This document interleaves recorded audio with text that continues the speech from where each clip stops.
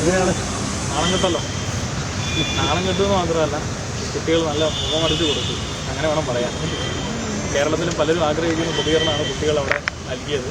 അത് അദ്ദേഹത്തിന് മനസ്സിലായെന്നും അറിയില്ല, മനസ്സിലാവാൻ സാധ്യതയില്ല. അതിനുള്ള കേവല ബുദ്ധി അദ്ദേഹത്തിന് ഉണ്ടായിരുന്നെങ്കിൽ പണ്ടേക്ക് രാജിവെച്ച് പോകേണ്ട സമയം. കാരണം കേരളത്തിലെ മുഴുവൻ മനുഷ്യരും ഇന്ന് അദ്ദേഹത്തിനെതിരാണ് എന്ന് അദ്ദേഹം തിരിച്ചറിഞ്ഞുകൊണ്ട് ചിലപ്പോൾ വീട്ടിലുള്ള ആളുകളോട് ചോദിച്ചാൽ അവരും ചിലപ്പോൾ ഈ കാണിക്കുന്നതിനൊക്കെ കൃത്യമായി മറുപടി കൊടുക്കും. പ്രത്യേകിച്ച് യുവാക്കളൊക്കെ വീട്ടിലുണ്ടെങ്കിൽ പ്രത്യേകിച്ച്.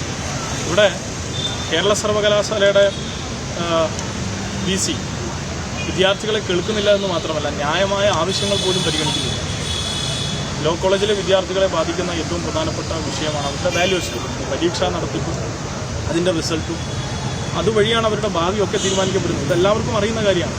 ഇപ്പോൾ നിങ്ങൾ ഇവിടെ കൂടിയിരിക്കുന്ന മാധ്യമപ്രവർത്തകരൊക്കെ നിങ്ങൾ ജേർണലിസം പഠിച്ചു, അതിൻ്റെ പോസ്റ്റ് ഗ്രാജുവേഷൻ പഠിച്ചു. ഇതൊക്കെ പഠിച്ചത് അത് കൃത്യമായി പരീക്ഷ നടത്തി, അതിൻ്റെ വാല്യുവേഷൻ നടന്നു, കൃത്യമായി അതൊക്കെ സർട്ടിഫിക്കറ്റ് കിട്ടി. ഈ ഒരു സിസ്റ്റം ഇവിടെ ഉള്ളതുകൊണ്ട് അപ്പോൾ ഈ സിസ്റ്റം തന്നെ തകരാറിലാവുകയും അത് നേരെയാക്കണമെന്ന് ആവശ്യപ്പെടാൻ വിദ്യാർത്ഥികൾ സമരം ചെയ്യേണ്ടി വരികയാണ്. ഇതെന്തൊരു ബുദ്ധിലാണ്. അപ്പോൾ അത്തരമൊരു അവസ്ഥയുണ്ടാകുമ്പോൾ വിദ്യാർത്ഥികൾ ന്യായമായി ചോദിക്കുകയാണ്, എൻ്റെ വാല്യുവേഷന് ഞാൻ പേപ്പർ റീവാല്യുവേഷന് കൊടുക്കുന്നു. ആദ്യം കിട്ടിയ 10 മാർക്കിൽ നിന്ന് കൊടുന്നതിന് അത് 30-40 ആവുകയാണ്. റീവാല്യുവേഷന് കൊടുക്കാൻ 850 രൂപയാണ് വാങ്ങുന്നത്. അപ്പോൾ അവരുടെ കുറ്റമാണോ വാല്യുവേഷൻ കൃത്യമാകാത്തത്? അപ്പോൾ യൂണിവേഴ്സിറ്റി അതിന് ഡബിൾ വാല്യുവേഷൻ എന്ന മറുമരുന്നാണ് പറയുന്നത്. അതല്ലല്ലോ വിഷയം.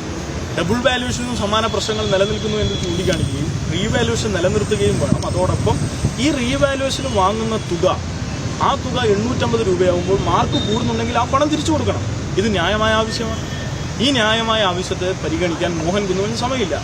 പകരം RSSന്റെ പരിപാടിയിൽ പോയിരുന്നു വന്ദേ മാതരത്തെ ബഹുമാനിക്കാത്തവർ അമ്മയെ തിരിച്ചറിയാത്തവരാണെന്നൊക്കെ പറഞ്ഞ് നടക്കുകയാണ് അദ്ദേഹം ചെയ്തിരിക്കുന്നത്. ഇവിടെ പറയാനുള്ളത്, RSSന് വേണ്ടിയിട്ട് അടിമപ്പണിയെടുക്കുന്ന ഒന്നാം തരം സഞ്ചിയായി മോഹൻ കുന്നുവിൽ മാറുകയാണ്.